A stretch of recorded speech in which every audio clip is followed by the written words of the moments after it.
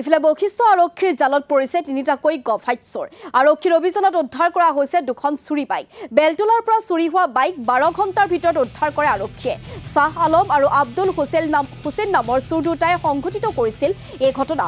ফটাহিলৰ পৰা চুৰি কৰা এখন হান্টাৰ বাইক বেহাৰবাৰীৰ পৰা উদ্ধাৰ কৰে বশিষ্ঠ আৰক্ষীয়ে। সমান্তৰালকৈ জয়ানগৰৰ ফ্লেটত চুৰি কাৰ্য সংঘটিত কৰা মূল মাষ্টাৰ মাইণ্ডকো গ্ৰেপ্তাৰ কৰিছে আৰক্ষীয়ে। নিশা গড়চুকৰ কটাহবাৰীৰ পৰা গ্ৰেপ্তাৰ হৈছে বাদশাহ মিয়া। বশিষ্ঠ থানাৰ পৰা 3টা অভিযান চলোৱা হৈছিল।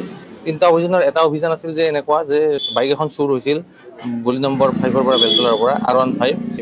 সেই বাইকখন আমি উইদিন 24 আৱাৰ্ছৰ ভিতৰত ৰিকভাৰী কৰিলোঁ আৰু তেওঁ জড়িত মানুহ দুজন আব্দুল হুছেইন হাউলি আৰু এজন শাহ আলম ধুবুৰীৰ পৰা আমি এৰেষ্ট কৰোঁ। আৰু কালি আৰু এটা হয় যে আমাৰ এটা কেছ চলি আছিল আপোনাৰ সেই ঘৰ চুৰি ফ্লেটত এটা চুৰি হৈছিল।